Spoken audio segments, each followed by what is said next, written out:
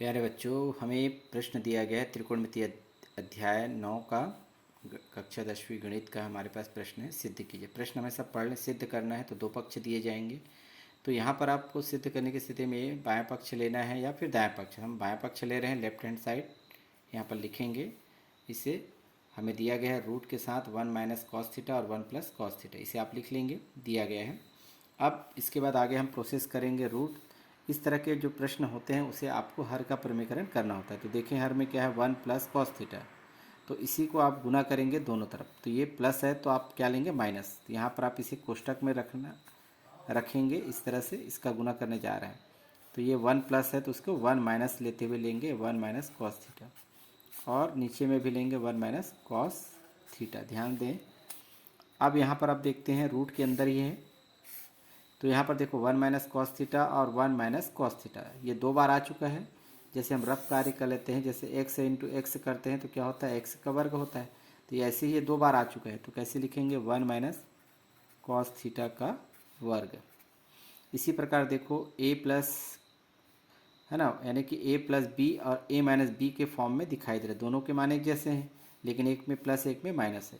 तो हमारे पास एक फार्मूला होता है कि a प्लस बी और a माइनस बी इसके बराबर होता है ए स्क्वायर माइनस बी स्क्वायर। इस तरह से ये दोनों दिखाई दे रहा है, हम इस रूप में लिखेंगे ए स्क्वायर माइनस बी स्क्वायर। ये a है, ये b है, तो ए स्क्वायर के रूप में लिखेंगे। तो 1 का स्क्वायर 1 ही होता है, माइनस बी स्क्वायर, बी के स्थान पर क्या है, कॉस थीटा। कॉस थीटा और इसका स्क्वायर करेंगे तो यहाँ पर आप स्क्वायर के रूप में लगा देंगे। अब यहाँ पर हमें दिखाई दे रहा है रूट के अंदर ही है। 1 माइनस कॉस थीटा आप लिख लीजिए, पूरे का स्क्वायर है, बटा 1 माइनस कॉस स्क्वायर थीटा। हमारे पास ज्यामिति का एक सूत्र है, हम पढ़े हैं, sine square theta plus cos square theta is equal to होता है 1। तो यहाँ पर आप देख पा रहे हैं 1 माइनस कॉस स्क्वायर थीटा दिख रहा है। यदि हम कॉस स्क्वायर थीटा को, है ना, इस तरफ पक्षांतर कर देंगे तो माइनस में चला जाएगा, अर्थात यहाँ पर रह जाएगा साइन स्क्वायर थीटा। इसे आप पक्षांतर करें तो पहले से 1 है, पक्षांतर करने पर माइनस कॉस स्क्वायर थीटा। तो ये इस रूप में दिखाई दे रहा है यहाँ पर। तो इसके स्थान पर हम क्या लिख सकते हैं, साइन स्क्वायर थीटा। तो यहाँ पर हम लिखेंगे साइन स्क्वायर थीटा। यहीं पर बच्चे गलती करते, ध्यान दें, यहाँ पर है वर्ग है, यहाँ पर भी वर्ग है। किसका वर्ग है, 1 माइनस कॉस थीटा का, और ये किसका वर्ग है, साइन थीटा का वर्ग।